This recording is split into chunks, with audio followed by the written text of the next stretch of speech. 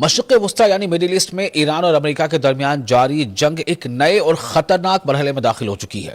گزشتہ چند دنوں میں امریکی فضائی حملوں میں مسلسل اضافہ ہوا ہے، یعنی امریکہ نے لگاتار ایئر اسٹرائکس کی ہیں ایران پر، جبکہ ایران نے بھی اپنے رد عمل کو وسعت دیتے ہوئے، اپنے رسپانس کو اور پھیلاتے ہوئے ریجن میں موجود امریکی انٹرسٹ اور امریکی انفراسٹرکچر اور اتحادی ملک، یعنی جو بھی دیش امریکہ کے الائز ہیں، جو ملک، ان کو نشانہ بنانے کے دعوے کیے ہیں۔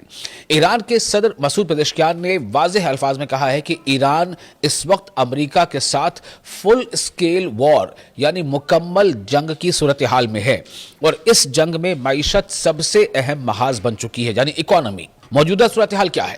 فروری 2026 میں شروع ہونے والی ایران امریکہ جنگ کے بعد اپریل میں ایک جنگ بندی اور اس کے بعد جون میں ایک عارضی مفاہمتی معاہدہ یعنی MOU یعنی میمورنڈم آف انڈرسٹینڈنگ سامنے آیا تھا، لیکن جولائی میں کشیدگی دوبارہ بھڑک اٹھی اور دونوں دیش یعنی امریکہ اور ایران ایک بار پھر سیدھے ٹکراؤ میں سامنے آ گئے۔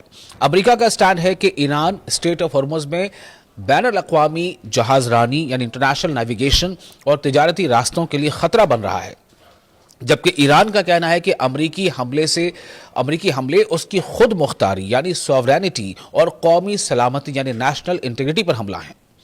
امریکہ کا 10واں بڑا حملہ۔ تازہ ترین پیش رفت میں امریکہ نے ایران پر مسلسل 10ویں رات بھی فضائی حملے کیے ہیں، ایئر اسٹرائکس کی ہیں۔ امریکی سینٹرل کمانڈ یعنی سینٹ کام کے مطابق ان حملوں میں ایرانی فوجی کمانڈر سینٹرز، ڈرون اور میزائل لانچنگ سائٹس، فضائی دفاعی نظام یعنی ایئر ڈیفنس سسٹم اور بحری تنصیبات یعنی نیول جو انسٹالیشنز ہیں ان کو نشانہ بنایا گیا ہے، نیول سینٹرز کو نشانہ بنایا گیا ہے۔ ایرانی میڈیا کے مطابق بندر عباس، قاشم، شیراز، اصفہان اور دیگر علاقوں میں دھماکوں کی آوازیں سنی گئی ہیں۔ یہ حملے ایسے وقت میں ہوئے ہیں جب امریکہ ایران کی فوجی صلاحیت کو لمیٹڈ کرنے کی کوشش کر رہا ہے۔ امریکی فوجیوں کا جانی نقصان۔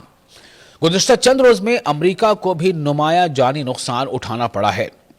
رپورٹس کے مطابق جارڈن میں واقع ایک امریکی فوجی اڈے پر ایرانی حملے میں کم سے کم 3 فوجی ہلاک ہوئے ہیں، جبکہ ایک اور فوجی ابھی بھی لاپتہ بتایا جا، جبکہ کچھ ایسی رپورٹس بھی سامنے آ رہی ہیں، خود نیو یارک ٹائمز یا دوسرے ایسے اداروں نے یہ خبر دی ہے، رپورٹ کی ہے کہ اس میں جو نقصان ہے فوجیوں کا وہ اس سے کہیں زیادہ ہے، لیکن پینٹاگن اس کے بارے میں زیادہ کچھ ریویل نہیں کر رہا۔ اس کے علاوہ عراق میں ایک اور امریکی اہلکار بھی ہلاک ہوا ہے۔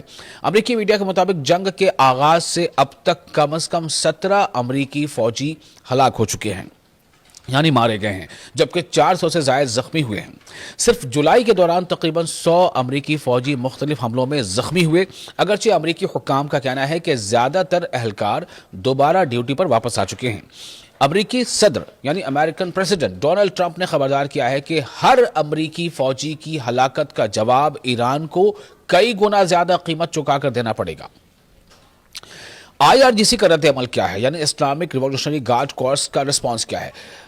IRGC یعنی ایران کی پاسداران انقلاب یعنی IRGC نے دعویٰ کیا ہے کہ اس نے امریکہ اور اس کے اتحادیوں کے یعنی امریکہ کے جو الائز دیش ہیں، ملک ہیں، ان کے خلاف جوابی کارروائیاں کی ہیں۔ IRGC کے مطابق کویت میں ہمارس امریکی میزائل سسٹمز، راڈار تنصیبات، سیٹلائٹ کمیونیکیشن سینٹرز اور ڈرون بیسز کو نشانہ بنایا گیا ہے۔ ایران نے بحرین میں بھی امریکی دفاعی نظام یعنی ڈیفنس سسٹم کو نقصان پہنچانے کا دعویٰ کیا ہے۔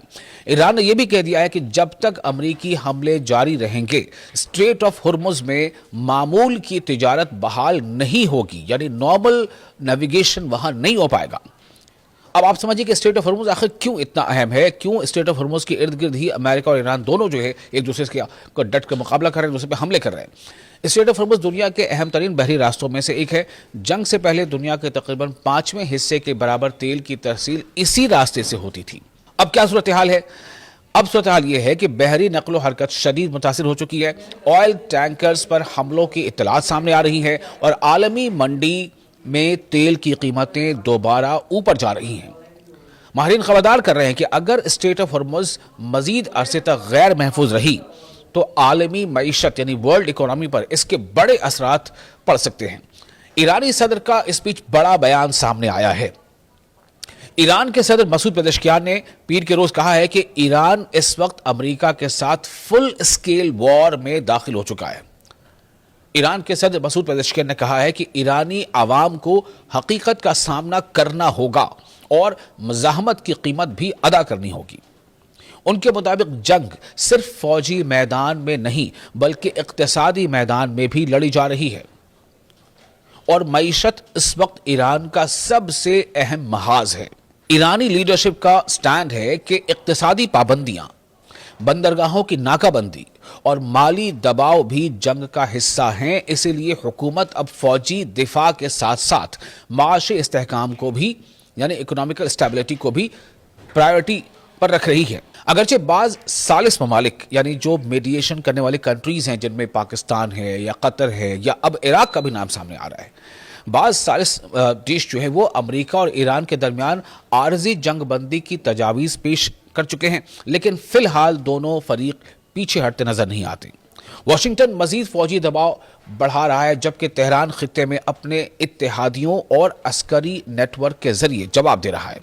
ऐसे में खतरा यही है कि ये तनाज़ा सिर्फ ईरान और अमेरिका तक महदूद नहीं रहेगा बल्कि पूरे मिडिल ईस्ट को अपनी लपेट में ले लेगा। कुल मिलाकर हालात क्या बन रहे हैं? मुख्तसर ये कि ईरान और अमेरिका के दरमियान जारी जंग एक नए मरहले में दाखिल हो चुकी है। अमेरिका ईरान पर मुसलसल 10वें रात हमले कर चुका है। अमेरिकी फौजियों की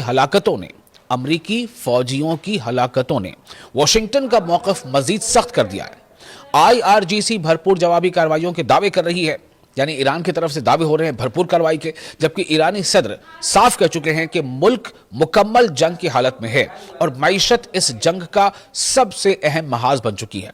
आने वाले दिन इस बहरान की समत का तयन करेंगे।